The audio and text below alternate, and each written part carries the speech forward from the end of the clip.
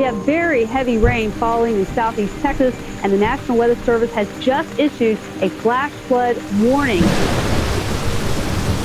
It's very treacherous out there. If you're not out, don't go out. Here in Greens Bayou at West Mount Houston, we have picked up more than 35 inches of rain. Of all of the flooding events that have impacted Greens Bayou, nobody can point to anything greater than Tropical Storm Allison. It's the most devastating tropical storm in U.S. history. Massive flooding, residential apartments, 2,500 demolished down to the studs. When it was all said and done, Allison killed 41 people. It left 30,000 people homeless, flooded over 70,000 homes, and caused $5.5 billion in damage.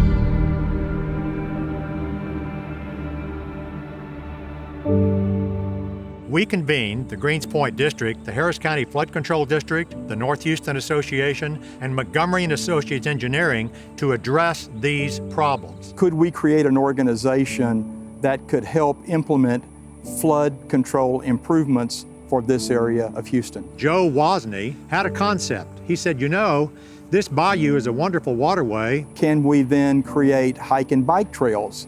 Can we create some parkland? If we could have a series of recreational amenities while we address flood control up and down this bayou. We saw a real potential for improving the corridor with a little bit more cooperation and coordination among the different entities. It made sense to partner with other organizations to extend the parks and trails that we had already developed throughout the entire watershed area. I was very passionate about this idea, and the work that was involved was just so important. My job was to convince a board of directors of the management district that we needed to financially support the creation of a 501c3 that would become the coalition, and to convince that board to authorize me to hire an executive director, Regina Lindsay. Regina had the National Park Service come in and work with us to put together a Parks and Trails master plan, which was really kind of the genesis of everything that's happening now. It shows flooding projects that are involved. It shows the park system and the trail system, and it just essentially lays out a plan for how to proceed within the organization. The coalition has a huge vision, just a huge vision, and it's going to be probably decades yet before that vision is completely realized.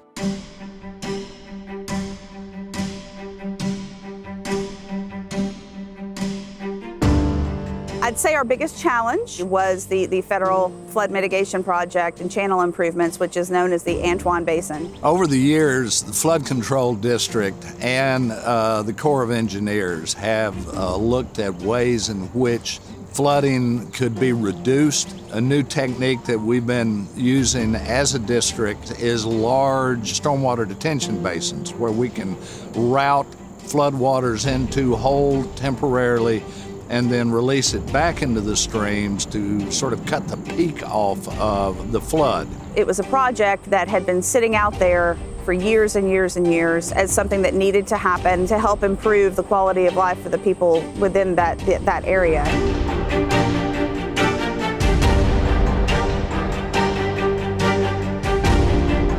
The Greens Bayou Coalition was one of the major players in really lobbying Congress to go ahead and fund this project.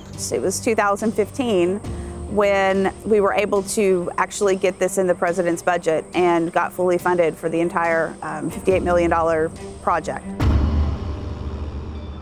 As a landscape architect, I can bring maybe a different sense of what a trail can be, and looking at different sites like this basin here, that it can be a park space and not just necessarily a detention basin. The ability to bring the community together, each of our reaches have cleanups and tree planting events. One of the highlights of my tenure with the coalition was opening the Greens Bayou up to paddlers.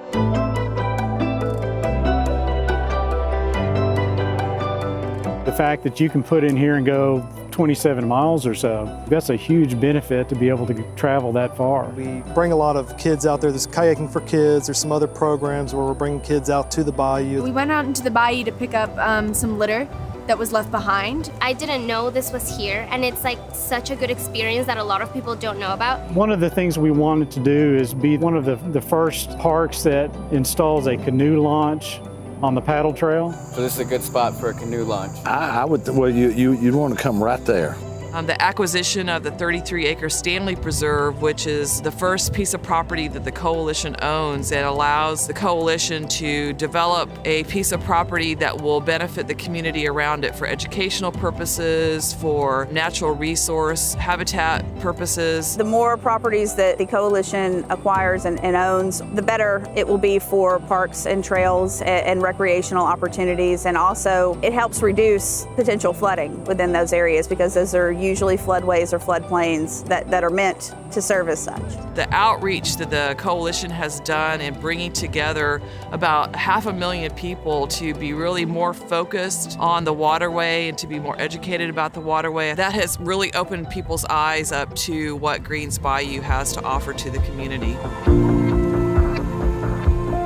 The coalition has done many projects over the last 10 years and has developed into an outstanding organization. This organization has a very noble cause. This organization actually improves the quality of life, and it advocates for people who cannot advocate for themselves. We just kept putting one foot in front of the other, and I think as long as everyone continues to be that diligent within this organization, then we'll continue to soar. The coalition, in my view, over the next 50 years, should have as its mission the continuing addition of parks and trails, canoe launches, and all other amenities that the communities want all along this 45-mile channel. And I think that vision will be realized by people joining with the Greens Bayou Coalition and continuing to do those day-to-day activities that brought the coalition to where it is right now. I think the organization today is far better than when we first started.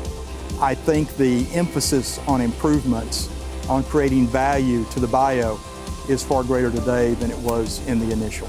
In doing this, I think that we did take something that was an act of God that hurt our region, but now we have a great benefit, and a benefit that will be even better and better in years to come.